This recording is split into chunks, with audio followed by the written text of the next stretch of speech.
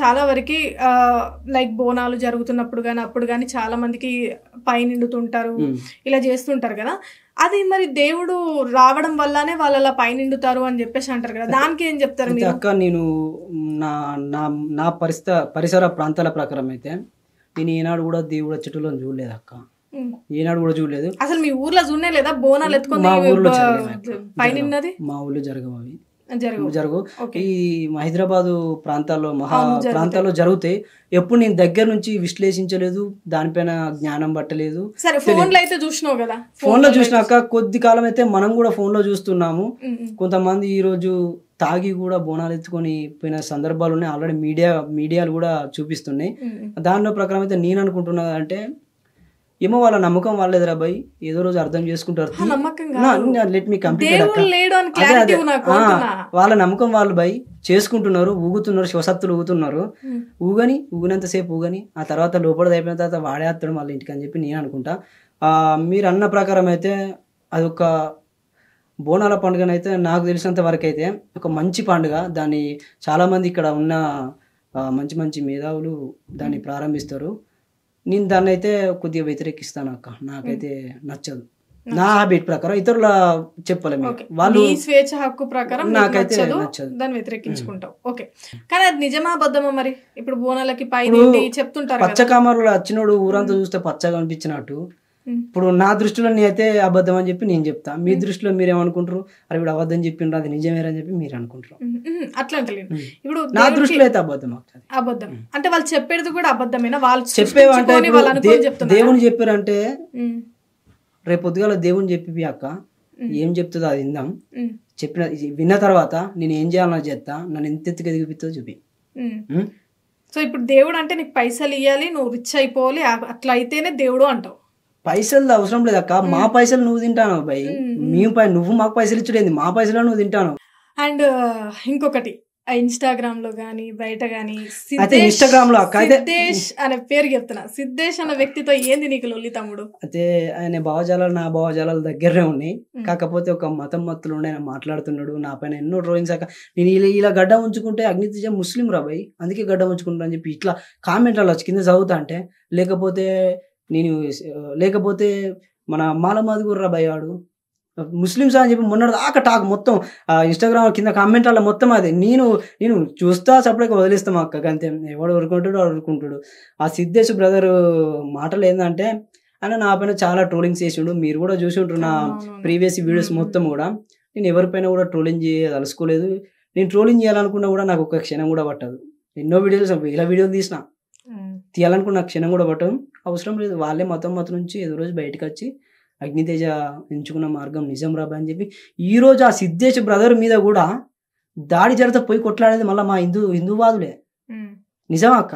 మళ్ళీ నువ్వు హిందూ అనొద్దు, నువ్వు నాస్తికుడు అన్నప్పుడు సారీ మా అంబేద్కరిస్టులే కొట్లాడేది. ఇప్పుడు అరే ఇట్లా జరిగిందిరా బాయ్ మావన్ మీద అని చెప్పి మా అంబేద్కరిస్టులే పోయి కొట్లాడేది. జనాలకి ఇప్పుడు ఉంటే అటన్నా ఉండాలి, ఉంటే ఇటన్నా ఉండాలి. చూసే జనాలకి ఏమనిపిస్తుంది, ఇప్పుడు ఒకసారి దేవుడు అంటాడు, పాటలు పాడతాడు, స్టాండ్ తీసుకుంటున్నాడు, మళ్ళీ ఒకసారి ఏమో దేవుడు లేడు ఏం లేడు నాస్తికుడు అంటే అప్పుడు పిచ్చోడనే అంటారు కదా. పిచ్చోడని కాదా అనుకోవడంలో తప్పు లేదు అంటున్నా నేను అంటున్నా. ఇప్పుడు పాడిన పాటలు కూడా ఏముంది, మా హిందువుల పైన ఇట్లా జరుగుతుంది, నువ్వు హిందూ ఎట్లా అంటావు? నువ్వు హిందూ అంటే హిందూ అను, మళ్ళీ నాస్తికుడు ఎట్లా అంటావు? నాస్తికులో కులాలు ఉన్నాయి అక్క, మన నాస్తికులకి అయితే ఇంతవరకు ప్రైమ్ మినిస్టర్ గారు అయితే కులం లేకుండా ఒకవేళ ఇస్తే మాది మతమే అక్క. ఇదే మతం నన్ను అంటరానిగా చిత్రీకరించింది, ఇదే మతం నన్ను గుడిలోకి రాకన్నది, ఇదే మతం నన్ను అన్టచబుల్ పీపుల్స్ అని చెప్పి ఊరేవతల వెలివేసింది, ఇదే మతం నాకు తిండి పెట్టలేదు, ఇదే మతం నాకు గుడ్డకు బట్టకు బడికి దూరం ఉంచింది.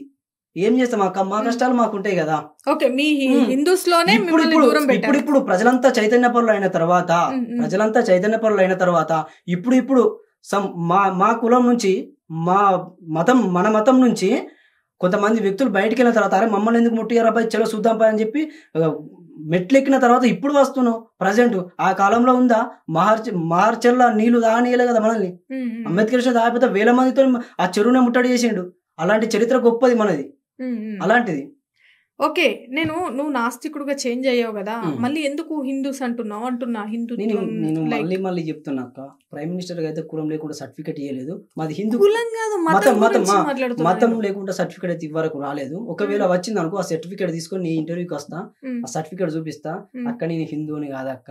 ఆ సర్టిఫికేట్ వదిలేసాయి, మనకు సర్టిఫికేట్ తో పని లేదు. అవునక్క, మరి నిజంగా చెప్పాలంటే నేను ఒక మంచి హిందువుని అక్క. నేను పద్మశాలి కుటుంబంలో పుట్టిన. మళ్ళీ అట్లా చెప్పు, నేను దేవుడిని నమ్ముతా, నేను హిందూ అని చెప్పు. బాపనుల తర్వాత ఎక్కువ నమ్మేది పద్మశాలి కదా అక్క దేవుడు. మరి అట్లా చెప్పు. మళ్ళీ నాస్తికుడు అంటే మన నాస్తికులు ఎవరు దేవుళ్ళ నమ్మరు కదా, దేవుడిని నమ్మని వాళ్ళే నాస్తికులు. పద్మశాలి ఇప్పుడు మాదిగా మాల నుంచి మంచి మంచి మేధావులు, గొప్ప యాక్టర్స్, చాలా మంది, అనేకమైన మంది క్రిస్టియన్లకు పోయిన వాళ్ళు ఉన్నారు అక్క.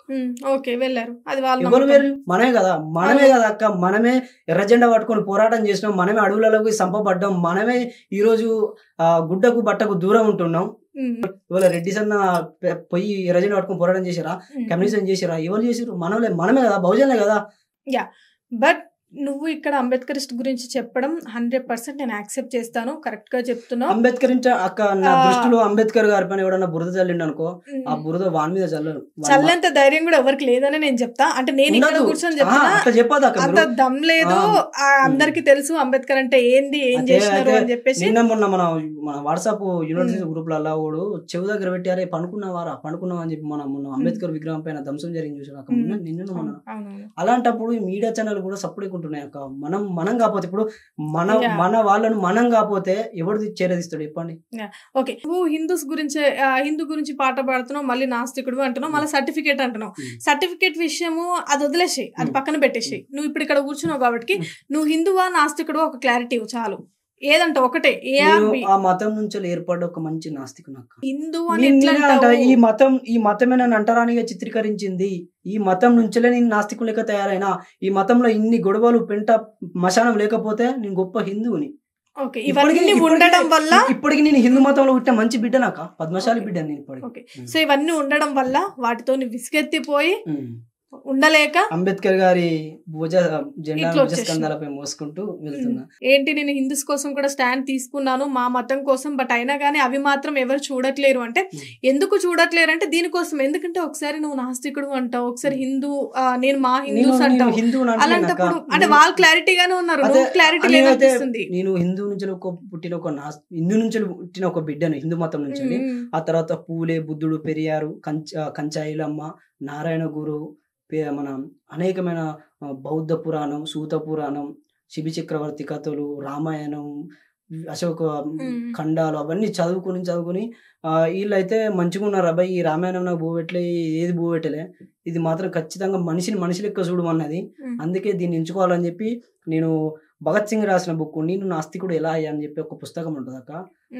అది చదివిన తర్వాత చాలా మారిపోయినా. ఆ హిందూ మతం నుంచి వెళ్ళే అంబేద్కరిస్ట్ వినా, ఆ తర్వాత నన్ను కొంతమంది దగ్గర తీసుకొని తమ్ముడు ఇట్లా అని చెప్పిన తర్వాత నాస్తికులకి ఇప్పుడు ప్రస్తుతం గడుస్తున్న కాలంలో ప్రయాణం చేస్తున్నాను. నాస్తికుడివి నువ్వు అన్నావు, నేను హిందూస్ నుంచి నాస్తికుడికి వచ్చాను, బట్ నెక్స్ట్ కూడా చేంజ్ అవుతావేమో అని చెప్పేసి అంటే చేంజ్ అవ్వను, నేను నాస్తికుడిగానే ఉంటాను అని చెప్పేసి అన్నప్పుడు ఇప్పుడు నువ్వు అదే వెళ్ళాలి. మళ్ళీ హిందూ పదే దేవుడు ఉన్నాడా లేడా, దేవుడు ఇంటర్వ్యూ కూడా దేవుడు ఉన్నాడా లేడా, నీ దేవుడి గురించి మాట్లాడే బంద్ చేసిరా. నేను ఒక మూఢనమ్మకాల నిర్మూలన పైన ఒక సంఘం పెడదాం అని చెప్పి నేను చాలా బిజీ షెడ్యూల్ ఉన్నా, ఒక పేపర్ కరపత్రాలు చేసుకుంటున్నా, ఈ నా సంఘంలోకి వస్తున్నారా అని చెప్పి చాలా బిజీ షెడ్యూల్స్ ఉన్నా అని చెప్పినా కూడా దేవుడు ఉన్నాడా లేడా, దేవుడు ఉంటే నాకేంది, లేకపోతే నాకేంది, నేను మొక్కను బై, నా ఇష్టం, అది నా మనసుకి స్వేచ్ఛ ఉంది.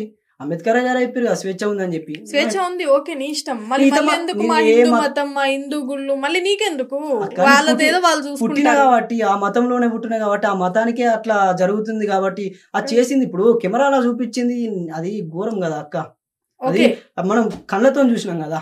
అవును, ఇప్పుడు ఒక హిందూ కాదు, ఒక క్రిస్టియన్స్ కూడా చాలా జరిగినాయి, ఒక ముస్లిమ్స్, ఏదైనా ఏది మనం అనడానికి రాదు, అన్ని సఫర్ అవుతున్నాయి, మతాలు అన్ని సఫర్ అవుతున్నాయి.